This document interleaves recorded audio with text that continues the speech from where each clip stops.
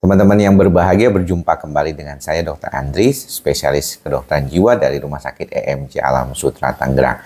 Pada beberapa kasus yang kita sering temukan, terutama kasus gangguan cemas, psikosomatik ya, yang berkaitan dengan kondisi fisik, itu biasanya yang pertama kali mendorong pasien untuk datang berobat ke dokter spesialis kedokteran jiwa, atau lebih dikenal juga dengan istilah psikiater.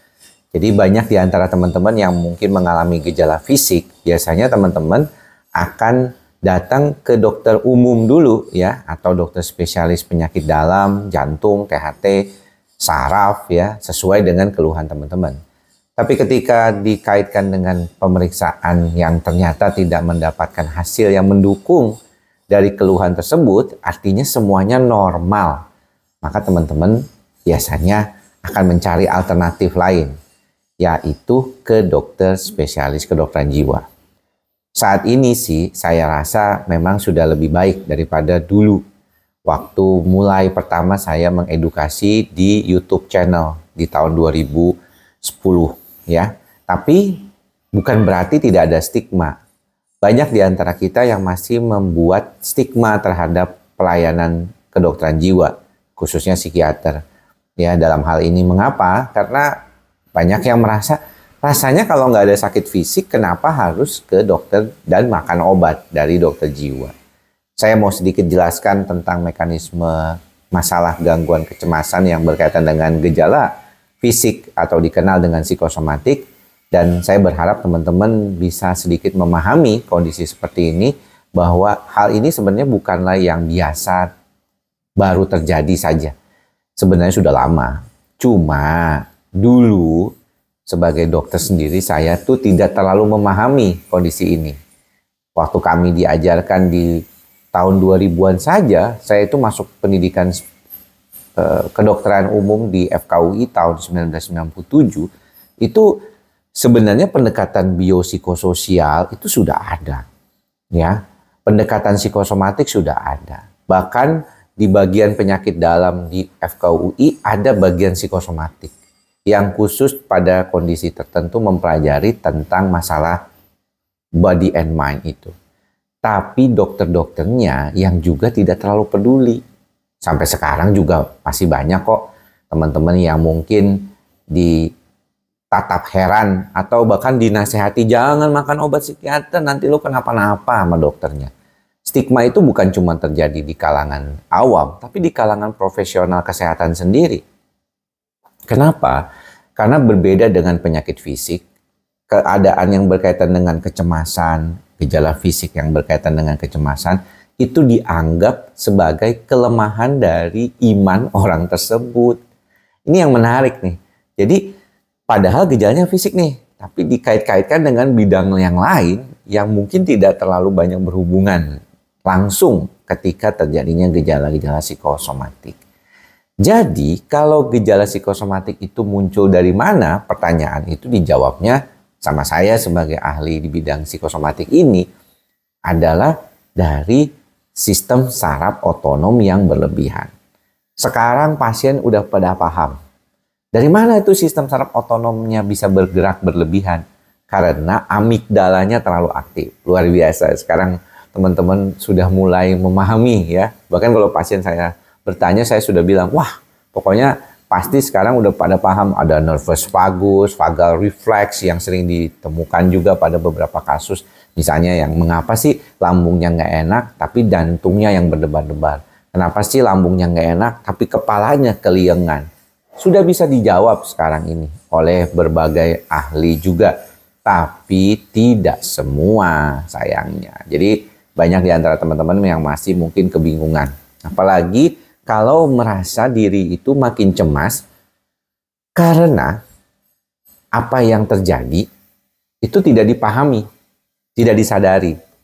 Jadi ada yang masih sibuk mencari-cari cara untuk bisa tahu ketemu. Sebenarnya saya ini kenapa? Dan gak bisa menerima bahwa dia itu sebenarnya adalah masalahnya di gejala-gejala kecemasan yang berkaitan dengan kondisi fisik atau psikosomatik. Jadi itu yang mungkin perlu dipahami sama teman-teman. Menerima ya bahwa ada nih ya namanya gangguan medis, tapi gejala fisiknya itu tidak langsung berkaitan dengan masalah organ. Misalnya organnya, kalau jantung misalnya ada yang masalah kan, teman-teman kan takut, aduh nanti aku kalau berdebar-debar seperti ini, ada aritmia, ini gara-gara jantungku salah. Lakukanlah EKG makanya. Ya, masih belum puas, lakukan treadmill. Atau memang sebaiknya kalau memang rasanya khawatir sekali, lakukan treadmill, ya, EKG dengan pembebanan, Anda disuruh jalan, lari, ya. Kemudian juga lakukan ekokardiografi atau USG.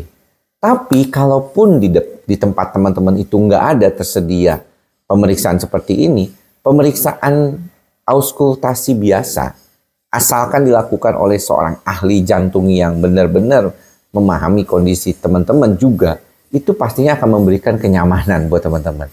Bahwa nggak apa-apa Pak, jantungnya baik-baik saja. Nggak apa-apa Bu, jantungnya oke-oke aja. Anda ini lebih karena anxiety-nya. Nah ini juga yang saya harapkan ya dari beberapa teman sejawat. Mungkin memberikan keyakinan gitu ya kepada pasien bahwa ya semua everything's gonna be alright gitu kalau misalnya Anda tidak cemas. Problemnya yang paling sering terjadi adalah Anda itu makin cemas karena situasi di dalam kehidupan teman-teman itu juga membuat makin cemas. Ya, jadi bukan cuma mikirin fisiknya yang lagi sakit, tetapi juga ada faktor-faktor pemicu dari luar yang membuat teman-teman jadi cemas. Nah, itulah biasanya di dalam proses terapi kita pertama fokuskan pada perbaikan gejala, kemudian selanjutnya kita melihat perspektif apakah ada sih pemicu dari luar yang membuat si pasien ini mengalami problem. Karena kalau cuma fokus pada gejala saja, tanpa memikirkan faktor-faktor lingkungan ini, maka kemungkinan akan berulang. Itu makanya mengapa saya sering bekerja sama psikolog. Saya dalam praktek biasa tidak punya banyak waktu untuk melakukan psikoterapi terstruktur, jadi saya punya pasien biasanya cukup panjang, waktu konsultasinya sekitar 30 menit, itu udah paling top 30 menit.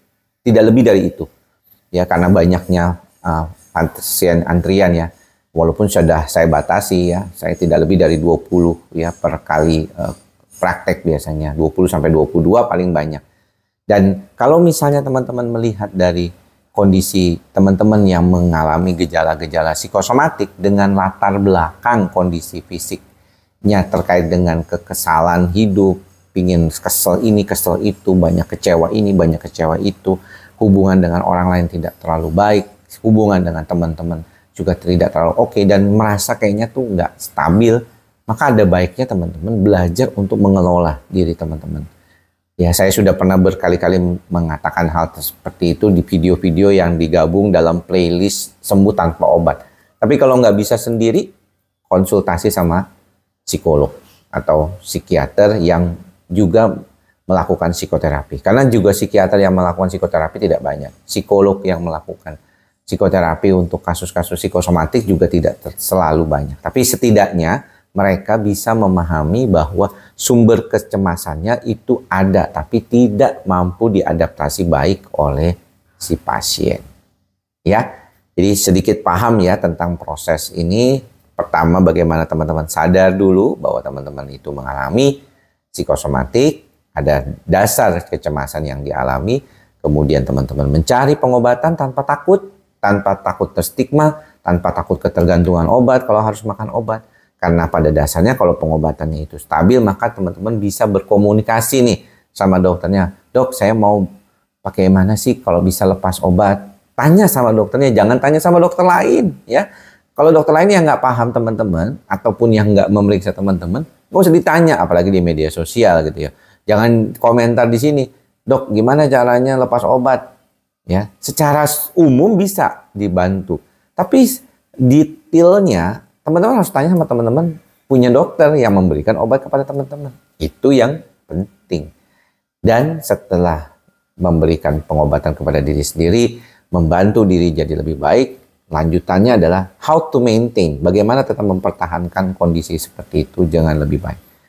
Caranya adalah Kenali diri, kenali stres, bagaimana cara adaptasi diri, apakah sudah lebih baik daripada sebelumnya, dan bagaimana mengolah pikiran dan perasaan itu. Kalau tidak bisa sendiri, tanya sama yang ahlinya. Datang ke yang ahlinya. Investasi teman-teman di cara bagaimana mengolah adaptasi itu sangat penting dan berguna buat jangka panjang. Jadi jangan takut untuk pergi ke psikiater atau ke psikolog yang bisa membantu teman-teman membantu lebih baik dalam perubahan. Tapi buat teman-teman jangan lupakan mantra kita bersama, ikhlas, sabar, dan sadar. Semoga video kali ini membantu. Mudah-mudahan bermanfaat. Sampai ketemu lagi di lain kesempatan. Salam sehat jiwa. Sehat semuanya buat teman-teman semua.